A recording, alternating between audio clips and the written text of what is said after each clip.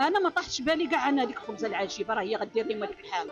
كيقول لي ماما مصارني غيتقطعوا لي. الخبزه العجيبه بسببها 50 واحد غيمشي للمستعجلات. كيفاش وعلاش؟ واجي تعرف الحكايه. الخبزه العجيبه هي واحد الاكله مشهوره عند الناس. هي عباره عن خبزه عامره بمطيشه والبصله والطون وشويه المايونيز. كيحماقوا على الدراري والبنات، خصوصا دوك الدراري والبنات اللي عزيزه عليهم ماكله الزنقه. هادشي اللي خلى هاد مول المحل مشهور وكل شيء كيعرفوا، وبزاف الناس كيجيو عنده باش ياكلوا ديك الخبزه العجيبه. انا كناكل ديك الخبزه العجيبه كل نهار. عندنا المحل ديالو في الدرب، عندنا كناكلوها كل نهار انا وهي وبنتي صغيره. كل شيء عمر شي حاجه طرات لينا مش فهمتي. ملي جبنا البارح كلشي كيقول خبزه العجيبه خبزه العجيبه. مول المحل ما غاديش نظلموه ونقولوا انه هو دارها بالعاني وبغى يسمم عباد الله. يقدر يكون السبب هو المايونيز او الخبز او داكشي اللي وسط الخبزه. حيت بكل صراحه ما كاينش شي واحد غيبغي راسو الحبس، والقضيه راه ماشي سهله. راه 50 واحد في المستعجلات، يعني 50 راه رقم كبير. راه ماشي سهل يموت لك غير واحد من هاد ال50، راه ماشي سهل.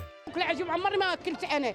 هو الدري مشى كالها جا مسكين تقطعوا لي مصارنه. ملي جيتو هنايا ما داروا معنا والو. البارح ردوا ليا كنقول لهم دول راه غيموت. تسمم كالو كلشي الدرب كله. حنا ساكنين درب واحد كامل. هادشي الام اللي كتشوف فيه درب واحد ساكنين. يعني هادشي راه ماشي معقول. دابا شي يديروا معانا. اهم حاجه في هذا الشيء خصها تكون المراقبه المستمره لاصحاب المحلات اللي كيبيعوا الوجبات السريعه، خصوصا المحلات اللي كيكونوا مشهورين وعندهم كليان بزاف. حيت الا طرات شي حاجه راه غيمشيو بزاف الناس للمقبره. راه حيت بصراحه راه اللي ما لقى ما يدير ولا كيفتح محل ويبدا يبيع الماكله لعباد الله. راه كاينين الناس كيخافوا الله، وكاينين واحد الناس ما عندهم سوق. يقدر يبيع لك الدجاج ميت، يقدر يبيع لك الطون قديم ما سوقوش. هو الهم ديالو هو الربح السريع. علاش بنادم ما يديرش الواجب ديالو؟ علاش بنادم ما كيبقاش كيخاف الله؟ ولا بنادم باغي على الربح، على الربح. بنادم يخاف الله ويتقى الله في ولاد الشعب، وماشي غير ولادي. كاينه 50 حاله ديال التسمم. وشنو هادشي السبب ديالو؟ عدم مراقبه. ما كايناش مراقبه في البلاد.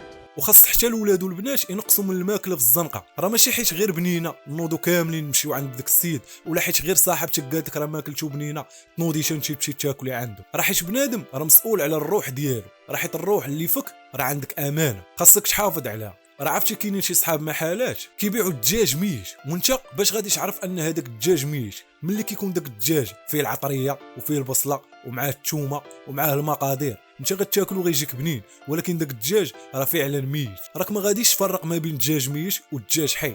هنا مول المحل عنده الرباح يبيع لك الدجاج ميت وما يبيعش لك الدجاج الحي. بحال مثلا الدجاجه الحيه كتقام على مول المحل ب 30 درهم، ولكن الدجاجه الميته كتقام على مول المحل ب 5 دراهم. وهنا الربح كيكون سريع وبزاف. لهذا خص المسؤولين ينوضوا يتحركوا ويراقبوا داك الشيء كل نهار، ماشي تطرى شي حاجه ولا مره في الشهر. راه حيت هذه ارواح الناس، وارواح الناس ماشي لعبه. ولكن في المنطق راه باينه ان المحتويات ديال الخبزه هي اللي ممكن انها تكون ضاره، وهي اللي ممكن انها دير هذا التسمم، بحكم ان المحتوى ديال الخبزه متكون من بيض، من مايونيز، من زيوت، وهذا الشيء راه ساهل باش يتاكسد وساهل باش انه يدير تسمم. وصافي عاد الحراره عاد كيقول لي ماما عتقيني كنقول له ودي كتسخانه. كيقول لي لا ماما راه شد التليفون راه لايحين فيه راه فيها تسمم. هاد الماكله اللي كليت البارح في هاد الحانوت وما كانش عارفه وما عمرو كلاها. كيتغدى كياكل ماكله الدار. غير البارحه ودي ملي عيطوا لي للخدمه مع 12 قال لي مزروب الله ما نمشي ناكل هادي. مالو كيتغدى في الدار. هي هذيك اودي راني جبتو دابا مع الخمسه جبتو للسبيطار.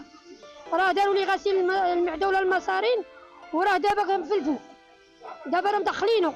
والراي ديالي انا في هادشي اللي وقع اخويا، الا بغيتي طاكوس كاينين محلات كيبيعوا الورقه ديال الطاكوس، وكاينين محلات كيبيعوا الدجاج وكيبيعوا الكفته. غتمشي انت تشري الكفته وتشري الدجاج وتشري بطاطا وتصاوب الطاكوس في داركم. راه هذاك الشيء اللي كيبيعوه هو راه نفسه تقدر تصاوبه.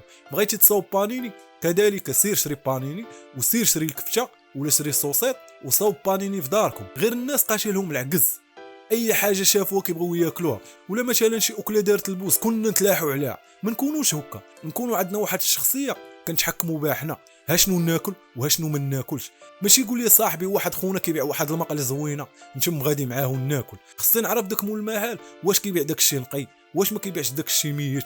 راه حيت بزاف الناس راه الافضليه ديالهم انهم يبيعوا لك شي حاجه ميته على انهم يبيعوا لك شي حاجه حيه، حيت الربح في الميت كثار من الربح في الحي.